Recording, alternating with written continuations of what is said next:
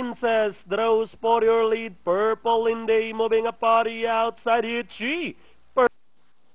The lead, Choose Your Wild. Then comes Jacqueline's Diamond in between runners. Time away as they race at the last 600.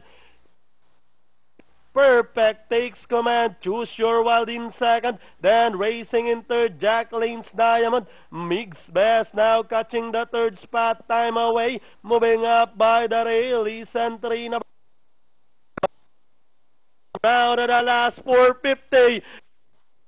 Running on the outside, Itchy, Perfect by the rail, Mig's Best, and down the stretch they come. A long shot. Choose Your Wild this time by about 3 lengths, followed by Itchy, Perfect, Mig's Best. Moving up on the outside is Empire Princess, and finally Choose Your Wild. Itchy, Perfect, Empire Princess close between Mig's Best, Puma, and Classic Kit Kat. Okay. 13-9-2-8 ang ating unofficial.